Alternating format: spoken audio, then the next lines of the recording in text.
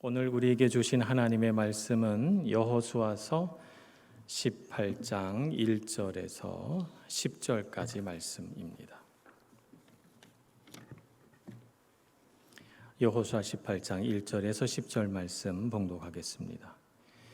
이스라엘 자손의 온 회중이 실로에 모여서 거기에 회막을 세웠으며 그 땅은 그들 앞에서 돌아와 정복되었더라. 그러나 이스라엘 자손 중에 그 기업의 분배를 받지 못한 자가 아직도 7지파라.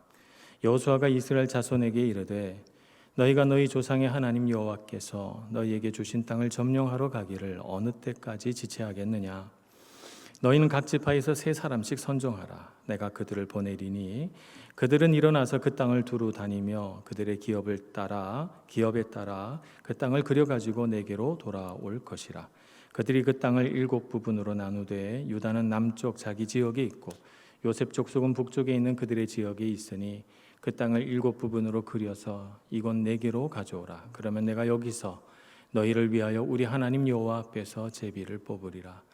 레위 사람은 너희 중에 분깃이 없나니 여호와의 제사장 직분이 그들의 기업이 됨이며 갓과 르우벤과 므낫세 반지파는 요단 저편 동쪽에서 이미 기업을 받았나니 이는 여호와의 종 모세가 그들에게 준 것이니라 하더라. 그 사람들이 일어나 떠나니 여호수아가 그 땅을 그리러 가는 사람들에게 명령하여 이르되 가서 그 땅으로 두루 다니며 그것을 그려 가지고 내게로 돌아오라. 내가 여기 실로의 하나님 여호와 앞에서 너희를 위하여 제비를 뽑으리라 하니 그 사람들이 가서 그 땅으로 두루 다니며 성읍들을 따라서 7부분으로 채게 그려서 실로 진영에 돌아와 여호수아에게 나오니 여호수아가 그들을 위하여 실로의 여호와 앞에서 제비를 뽑고 그가 거기서 이스라엘 자손의 분파대로 그 땅을 분배하였더라. 아멘. 여호수아서에는 많은 지명이 등장합니다. 땅을 분배하다 보니까 북쪽 경계, 남쪽 경계, 서쪽 경계, 동쪽 경계 그렇게 얘기를 하고 유다에 속한 성읍이 30몇 개 성읍, 베냐민 지파에 속한 성읍이 20몇 개 성읍 등등 해서 성읍들이 막 등장하고 그러니까 와, 이거 이름이 너무 어렵다 이렇게 생각이 들고 지명 하나하나 이렇게 신경 써서 보려고 그러면 머리가 아파요. 그래서 여호수아서에는 우리가 기억해야 할 성읍이 딱 2성읍이 있습니다. 하나는 길갈, 하나는 실로. 그러니까 우리가 여호수아서를 읽을 때 길갈 중심으로 여호수아서를 한번 보고 실로 중심으로 여호수아서를 한번 보고 그렇게 보면 여호수아가 다 이해가 됩니다. 왜냐하면 길갈에서는 여호와의 백성들이 가나안 땅을 정복하기 위하여 준비했던 성읍이고 실로에서는 땅을 분배하기 위해서 이스라엘 백성들이 모였던 곳이기 때문에 이 이스라엘 여호수아서를 이렇게 길갈과 실로로 딱 나누면 다 이해가 된다는 것이죠. 길갈이라고 하는 곳이 왜 이렇게 중요한가? 길갈은 요단강을 건너게 하신 하나님의 능력을 기념하는 장소라서 중요합니다. 요단강을 건널 때 하나님께서 이렇게 말씀하셨어요. 언약궤를 맨 제사장들이 그 발이 요단 강물에 닿는 순간 강물이 멈춰서리라. 정말 멈춰섰거든요.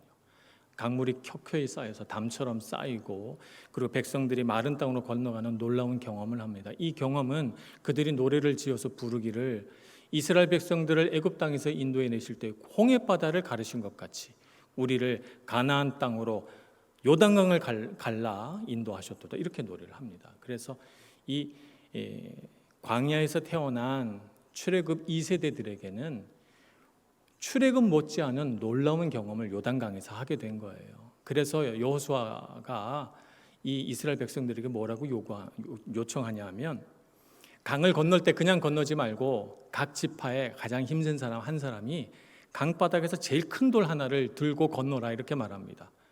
그래서 각 지파에 하나씩 12개의 돌을 강을 건너와서 그곳에서 세웁니다. 12개의 돌을 세운 그 장소를 길갈이라고 부르는 것이죠. 길갈이 뜻하는 그 말의 뜻은 원이란 뜻입니다. 원. 돌도 둥글고 바퀴도 둥글지 않습니까? 그런 원을 길갈이라고 그럽니다. 근데 이 길갈이라고 하는 이름, 이 원이라고 하는 이름을 멋지게 해석한 부분이 나오는데요. 여호수아서 5장 9절에 보면 이렇게 기록을 해놓고 있습니다. 그 이름을 풀이하기를, 길갈의 이름을 애굽의 수치를 너희에게서 떠나가게 하였다 하여 길갈이라 이름을 붙였다. 이렇게 이 길갈의 이름을 풀이합니다. 우리 지금 개역 개정판 성경에는 의역을 해서 애굽의 수치를 너희에게서 떠나가게 하였다 이렇게 되어 있지만, 옛날 번역에는 직역을 그대로 해서 애굽의 수치를 너희에게서 굴러가게 하였다 이렇게 되어 있습니다. 이태리 성경도 영어 성경도 사실은 다 그렇게 직역을 존중해서 굴러가게 하였다. 굴러가려면 어떻게 돼야 돼요? 둥글어야 되잖아요. 그래서 길갈이라고, 원이라는 이름 속에서 하나님이 애굽 땅에서 노예 생활했던 우리 조상의 수치를 이 길갈이라고 하는 곳에서 요단강을 멈춰서 건너가게 함으로써 그것이 다 굴러가게 하셨다. 그래서 그곳 이름을 길갈이라고 하고, 그 요단강에서 건져낸 돌들을 가져다가 둥글게 원을 그려서 이스라엘 12지파가 쌓으니 그것도 길갈 원이지 않습니까? 그런 의미에서 하나님께서 우리의 수치를 떠나가게 하셨다. 우리가 그 안에서 원처럼 연합되었다라고 하는 의미로 길갈이라고 이름을 붙인 것입니다. 길갈은 우리 여호수아서를 쭉 읽으면 가나안 정복 전쟁의 베이스 캠프 역할을 합니다. 그걸 어떻게 알게 되냐면, 이스라엘 백성들이 길갈에서 출발해서 여리고성을 정복하고 돌아옵니다. 길갈로 돌아오고, 아이성 전투를 하고 또 길갈로 돌아오고, 그래서 전투를 하면 반드시 그 전투가 끝난 다음에 어떤 말이 붙냐 하면 이렇게 말이 붙어요. 길갈 진영으로 돌아왔더라 하는 말이 붙습니다. 확인하고 싶으신 분들은 여호수아서 10장을 찾아보시면 거기는 2번이나 길갈 진영으로 돌아왔더라 라고 하는 말씀이 기록이 되어 있습니다. 싸우고 돌아오고, 싸우고 돌아오고. 길갈 진영은 이스라엘 정복 전쟁의 베이스 캠프 역할을 했고, 그들이 그 땅에서 함께 모여 하나님을 찬양하고 그 땅에서 하나님께서 주신 땅을 바라보며 비전을 가지고 정복 전쟁을 했던 곳입니다. 그래서 이스라엘 백성들이 가나안 정복 전쟁을 할 때 길갈이라고 하는 장소는 굉장히 중요한 장소이고, 그 땅이 그곳에서 하나님이 우리에게 능력을 주셨다라고 하는 것을 확인하는 장소였다라고 하는 것을 알면 되겠습니다. 그런데 오늘 여호수아서 18장을 보니까 이스라엘 백성들이 모이는 장소가 바뀝니다. 18장 1절, 이스라엘 자손의 온 회중이 실로에 모여서 거기에 회막을 세웠으며. 이제 모이는 장소가 18장부터 바뀌는 거예요. 길갈에 모이지 않습니다. 앞에 있었던 장소가 특정되지 않은 수많은 모임은 다 길갈에서 있었던 거예요. 그런데 18장부터는 이제 실로에서 모이는 것이죠. 실로는 에브라임 지파 땅에 있는 장소니까, 여호수아가 에브라임 지파니까 자기 지파의 땅에 성소를 세운 것이다 이렇게 볼 수가 있습니다. 여기 회막을 세웠다고 했으니까 실로가 중요한 까닭은 거기 회막이 있기 때문이다, 우리가 이렇게 볼 수가 있습니다. 회막이라고 하는 것은 우리 출애굽 시절에 하나님의 백성이 광야를 이동할 때 천막으로 만든 이동이 가능한 이동식 성전이다 이렇게 우리가 이해를 하면 됩니다. 이것을 회막이라고 합니다. 이 회막은 하나님께서 모세에게 먼저 가르쳐 주시고 모세가 그 말씀을 백성들에게 일러서 백성들이 제작한 것입니다. 그래서 기둥과 각종 천막들을 가지고 구성이 되어 있죠. 그래서 울타리와 그 안에 성소와 지성소가 이렇게 만들어져 있습니다. 성막이라고도 하고 회막이라고도 합니다. 오늘 성경은 회막이라고 표현했는데요. 회막이라고 표현할 때는 특별히 하나님의 백성들이 모여서 모일 회자를 쓰는 거니까요. 영어로는 tent of meeting이라고 되어 있어요. 미팅하는 성막이다 이런 뜻이죠. 백성들이 모여서 하나님을 만나는 곳이 바로 회막이다 이런 의미를 가지고 있습니다.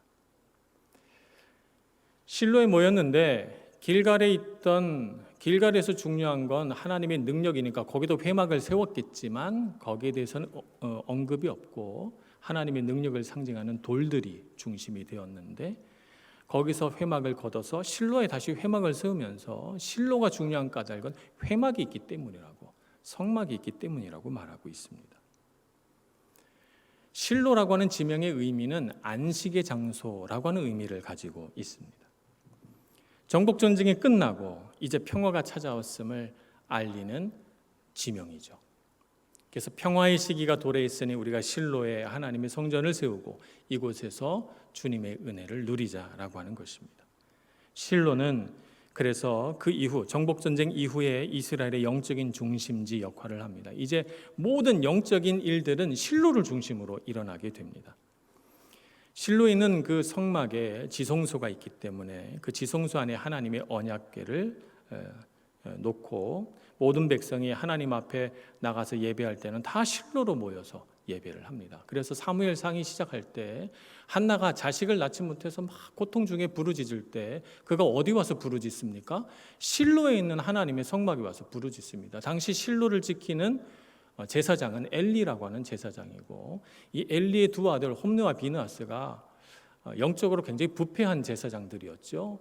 그래서 옮기면 안 되는 이 성막 가운데 있는 언약궤를 쥐고 전쟁터로 갑니다. 전쟁에서 승리해 보려고. 그랬다가 그 언약궤를 빼앗기는 바람에 그 사건으로 인해서 실로가 이제 역사에서 사라지기 시작합니다. 그러니까 실로가 가진 영향력은 여호수아서, 사사기, 사무엘상 앞부분까지 실로가 이스라엘 영적 중심지로서의 역할들을 해 나가는 것이죠. 나중에 그 언약궤는 실로로 두 번 다시 돌아오지 않습니다. 돌고 돌고 돌다가 결국 다윗 왕이 그 언약궤를 예루살렘 성에 옮겨놓고 거기에 성막을 위치시킴으로써 예배의 중심지는 실로에서 예루살렘으로 이렇게 변화되게 되는 것이죠.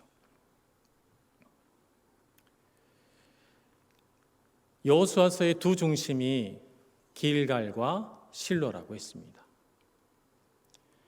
그렇듯이 우리 삶에, 우리 인생에, 우리 신앙생활의 중심도 두 군데입니다. 하나는 실로, 하나는 길갈입니다. 길갈이라고 하는 곳이 전쟁을 위한 베이스 캠프로서 도전과 세상에서 닥쳐오는 수많은 싸움들을 싸워나가야 할 때 하나님의 능력을 의지하는 곳이 길갈이라면 우리 삶에도 그런 때가 있죠. 우리 삶에도 길갈이 있어야 합니다. 우리가 힘겨운 인생 싸움들을 싸워나갈 때, 내가 한계에 부딪힐 때, 내 지혜가 부족하다고 느낄 때 우리는 하나님이 나를 도우신 그 은혜의 돌들을 세워놓고 그 돌들을 바라보며 하나님은 나에게 능력을 주시는 분, 하나님은 나를 지키시는 분, 하나님은 나를 홍해도 가르시고 요단강도 가르셔서 나를 인도하시는 분이라고 기억하며 길갈에서 하나님의 능력을 우리 삶 가운데 담는 것입니다. 신앙의 중심, 길갈이 필요합니다. 그러나 우리 인생에는 길갈만 있으면 안 됩니다. 실로도 있어야 됩니다. 우리 인생에는 평화의 때도 있습니다. 쉼과 안식이 주어질 때도 있다는 것이죠. 그럴 때 우리는 실로에서 하나님을 만나고 하나님께 예배하고 그곳에서 나에게 부어주신 하나님의 은혜가 얼마나 큰가 감사하고 찬양하고 노래해야 합니다. 그러니까 우리 신앙에도 길갈과 실로라는 두 중심이 있다는 것을 알고 우리는 중심 이동을 잘하는 신앙인이 되어야 합니다. 내 삶의 정황을 보니까 길갈의 때인데 길갈에서 하나님을 의지하지 않고 하나님이 나에게 평화를 주셨으면 좋겠다 생각해서 도전하고 하시는 하나님의 그런 음성을 듣지 못하고 자꾸 움츠리고 그냥 평화를 누리고 싶다고 한다면 그런다면 중심 이동을 잘 못하고 있는 셈이죠.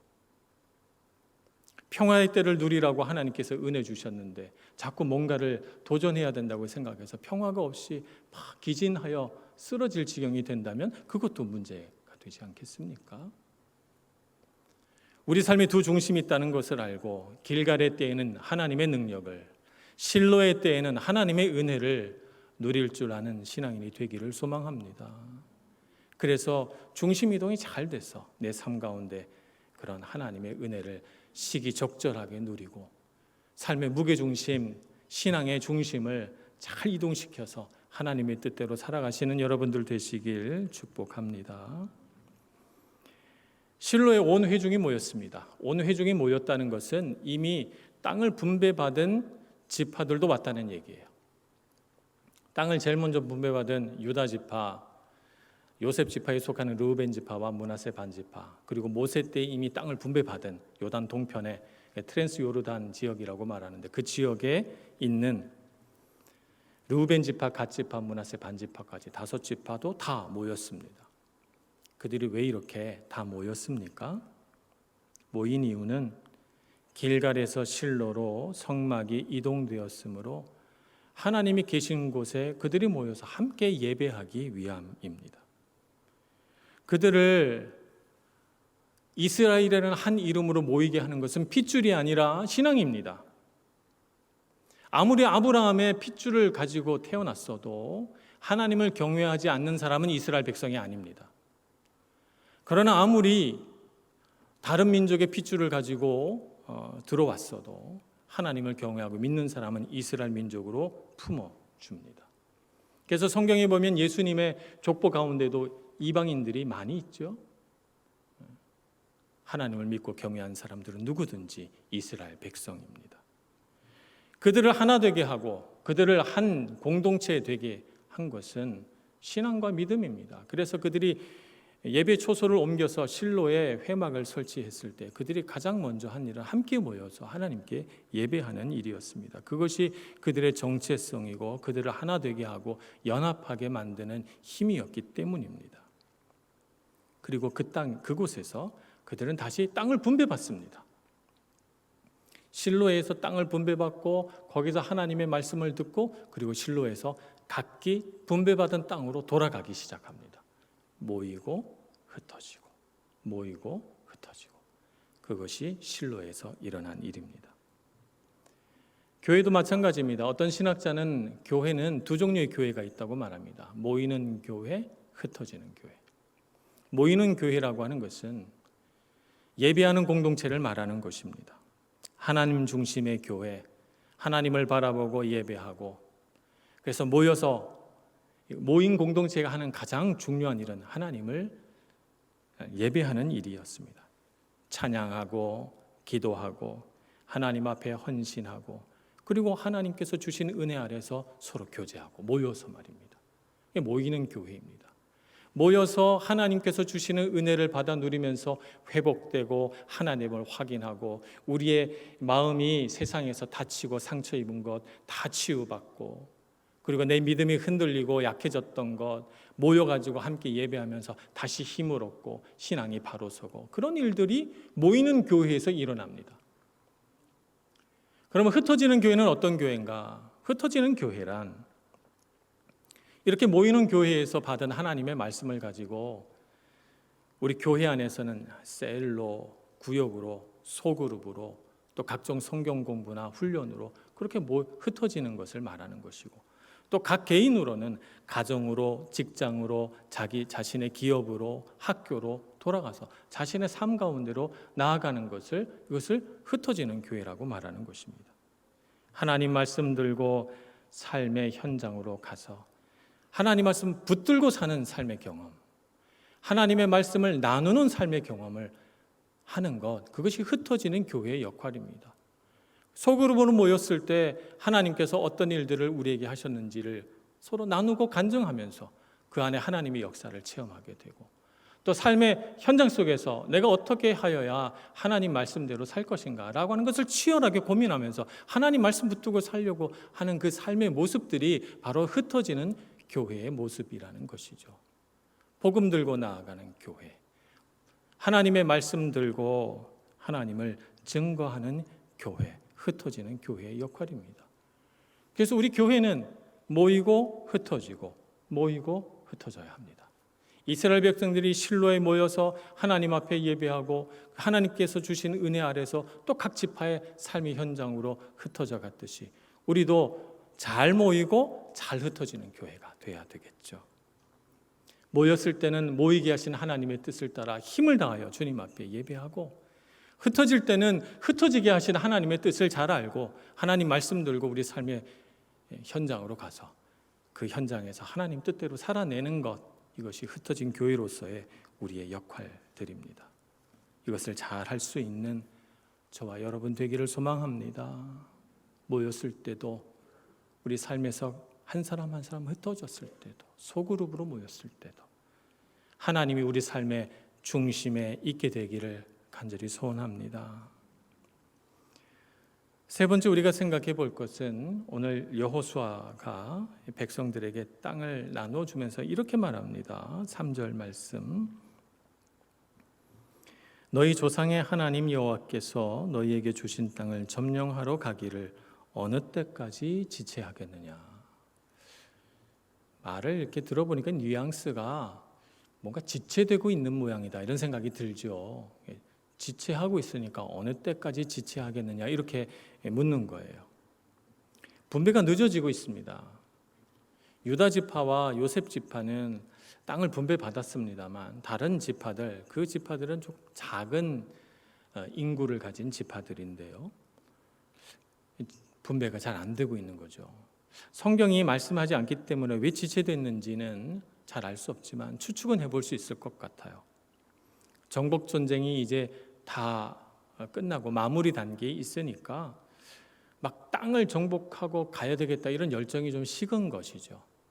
이젠 좀 천천히 해도 되겠다. 이제 대세는 우리 이스라엘 백성들이 잡았으니까 이제는 뭐 좀 천천히 가자 이런 마음이 드니까 좀 느슨해진 것이고, 또 이제 분배를 한다고 하니까 저 땅을 갖고 싶다.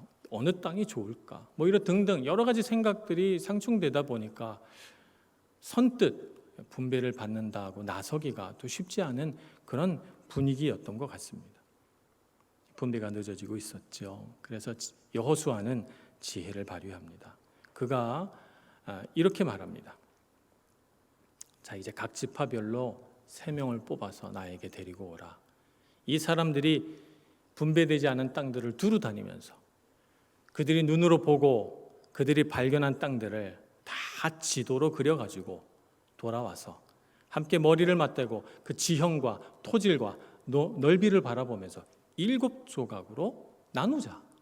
나눈 다음에 하나님 앞에서 제비뽑기를 하여 우리 각 남은 7지파가 그 땅을 갖기로 하자. 이렇게 얘기를 합니다. 정말 좋은 생각이죠, 그죠? 그 땅을 다녀봐야 되잖아요, 그죠? 근데 여호수아의 지혜는 어떤 점에서 지혜로운가 하면 사람이 할 일과 하나님이 하실 일을 잘 분별하는 데서 그의 지혜가 있습니다. 그 땅을 가서 살펴보고 어떻게 땅을 나눌까라고 생각하는 것은 사람이 할 일이에요. 그럼 어느 땅을 어느 지파가 갖게 될까라고 하는 것은 하나님께서 결정하실 일이라는 것이죠. 그래서 사람이 할 일과 하나님이 하실 일을 잘 분별해서 지혜롭게 하고 있는 것입니다. 라인홀트 리버라고 하는 분이 평안을 비는 기도라고 하는 기도문을 쓰셨습니다. 그 기도문의 시작은 이렇게 시작합니다. 하나님, 바꿀 수 없는 것은 받아들일 수 있는 평안을, 바꿀 수 있는 것은 바꿀 수 있는 용기를, 그리고 이 둘을 구별할 줄 아는 지혜를 주소서. 이렇게 기도합니다. 정말 그렇습니다. 바꿀 수 없는데 바꾸겠다고 하나님께서 어떤 사람은 아름다운 체형을 주고 어떤 사람은 요새 세상 관점으로 볼 때 아름답지 못한 체형을 주셨는데 그걸 가지고 바꾼다고 해서 바꿀 수 있는 건 아니지 않습니까? 어떤 사람에게는 음악적인 재능을, 어떤 사람은 수학적인 재능을, 어떤 사람에게는 좋은 눈을, 어떤 사람에게는 좋은 귀를 각각 하나님께서 다른 은사와 능력을 주셨는데 나는 왜 좋은 귀를 갖지 못했을까? 나는 왜 수학적인 능력이 없을까? 왜 나에겐 음악적인 재능이 없을까라고 생각하면서 아무리 그것을 바꾸려고 해도 바꿀 수 없는 것은 바꿀 수 없는 것이죠. 바꿀 수 없는 것은 하나님께서 주신 것을 만족하고 기뻐하며 받아들이는 평안이 있어야 됩니다. 우리 각자에게 주신 것이 다 우리에게 맞기 때문에 주신 것이라는 것이죠. 하나님은 선하신 분이시라서 우리에게 딱 어울리는 것을 우리에게 주셨습니다. 이것을 알고 받아들일 수 있는 평안을, 그리고 바꿀 수 있는 것은 내가 노력하고 수고하면 바꿀 수 있는 것은 바꿀 수 있는 용기를 가져야 되겠습니다. 그런데 이 평안이나 용기보다 더 중요한 것이 뭐냐면 이 두 가지를 구분할 수 있는 지혜를 가져야 합니다. 그렇지 못하면 어떤 것은 바꿀 수 있는지 어떤 것은 바꿀 수 없는지를 분별하지 못하면 우리는 바꿀 수 없는 문제를 가지고 막 근심하고 씨름하다가 불필요한 우리 삶의 에너지들을 낭비하고 말게 되는 것입니다. 여호수아는 그런 면에서 보자면 참 지혜로운 사람입니다. 사람이 할 수 있는 일과 하나님께서 하실 일들을 잘 알고 자신이 해야 할 일은 백성들에게 일러서 최선을 다해 지혜롭게 하고 하나님 앞에서는 주님이 결정해 달라고 주님 앞에 자신의 주권을 내려놓는 모습을 보게 됩니다. 우리도 이 두 가지를 잘 구분할 수 있는 지혜로운 사람 되기를 소망합니다. 그래서 여호수아는 여호수아서 1장 3절에 하나님 이렇게 말씀하셨잖아요. 너희 발바닥으로 밟는 것은 모두 다 너희에게 주리라. 이렇게 말씀하셨거든요. 그래서 여호수아의 생각은 이거예요. 발바닥으로 밟는 것은 다 주겠다고 하셨으니까 일단 밟아보자. 그래서 3명씩 뽑아가지고 너희들이 구석구석 다 다녀보라는 거예요. 발로 밟아보라는 거죠. 밟아보고 하나님께서 얼마나 아름답고 풍요롭게 이 땅을 가꾸시고 주셨는지를 보라는 거죠. 눈으로 보라는 것이죠. 지형과 토지를 보고 돌아와서 그 땅을 나누어 보자라고 하는 것입니다. 여기까지가 사람이 할 일입니다.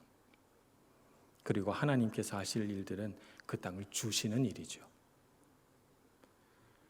그 땅을 하나님께서 내가 너희에게 주겠으니 너희는 그 땅으로 가라. 처음에 그 땅을 정복하는 일의 시작을 하나님께서 시작하셨어요. 사명을 주신 것이죠. 그리고 이제 세월이 많이 흘러서 그 땅을 정복하고 분배하는 일을 할 때 그 땅을 어느 지파가 어떤 땅을 갖게 할지 그걸 결정하고 성취하시는 분도 주님이시라는 것입니다. 그 사명과 성취 사이에서 하나님의 뜻대로 살아갈 책임은 사람에게 있습니다. 하나님을 향하여 처음과 나중이요, 알파와 오메가요 이렇게 말합니다. 하나님은 시작하시고 성취하시는 분이십니다. 그 하나님이 주신 사명을 붙들고 성취를 향하여 믿음을 가지고 나아갈 책임은 하나님의 사람인 우리에게 있습니다. 그러니 여러분, 우리가 할 일을 잘 분별하는 사람 되기를 소망합니다. 우리가 왜 이 땅에 있는지, 우리에게 맡겨진 사명이 무엇인지 잘 알고 우리가 가진 모든 지혜와 능력을 다해서 하나님의 성취의 날까지 분투하며 살아갈 수 있는 저와 여러분 되기를 소망합니다. 그러면 하나님께서 시작하셨으므로 하나님께서 반드시 그 모든 일들을 아름답게 이루실 줄로 믿습니다. 하나님은 하나님의 뜻대로 이루시는 분이십니다. 우리에게 사명을 주셨으니 또 마땅히 우리에게 이루어질 일들을 우리에게 보여주시지 않겠습니까? 이 땅을 살아가면서 참 우리에게 많은 어려움이 있습니다. 생각지 못한 코로나의 위기가 있었고 마치 시계가 멈춘 듯한 시간을 우리 2년 반을 겪었습니다. 새로 삶이 시작되고 있는 듯한 분위기지만 또 언제 어떻게 코로나로 인하여 삶이 중단되고 우리의 사역이, 우리의 기업이 멈추게 설지 모르는 불안감 속에 살고 있습니다. 그러나 여러분, 우리를 인도해 가시는 하나님을 믿고 의지하시기를 바랍니다. 하나님은 하나님이 하실 일을 하실 것입니다. 우리는 우리가 맡고 있는 일들을 최선을 다해 감당해야 합니다. 우리가 할 수 있는 대로 찬양하고 우리가 할 수 있는 대로 믿음으로 도전하고 우리가 할 수 있는 대로 하나님의 뜻을 이루어드려서 우리 각자 개인을 향하신 하나님의 뜻이, 우리 밀라노 한인교회를 향하신 하나님의 뜻이 온전히 다 이루어지는 은혜로운 삶을 살기를 간절히 소원합니다. 기도하겠습니다. 자비로우신 하나님, 주님의 크신 은혜를 우리에게 내려주셔서 우리로 하여금 하나님의 말씀 붙들고 살게 해주셔서 감사합니다. 우리 삶의 때를 따라 복을 주시고 또 저희들을 선한 길로 인도해 주셔서 감사합니다. 때로 우리 삶에 고난과 어려움이 있어도 주님께서 우리에게 복을 주시는 분임을 잊지 않게 해 주옵소서. 주님 말씀 붙들고 믿음으로 인내하며 극복하는 저희들 되게 해주시고 또 우리가 갈 길을 찾지 못하고 방황할 때 우리 눈을 열어주셔서 앞서가시는 주님을 보게 해 주옵소서. 주님 뒤따라 순종하며 걸어가며 우리의 삶에 베푸신 하나님의 은혜와 복을 누리는 저희들 되게 해 주옵소서. 예수님의 이름으로 기도합니다. 아멘.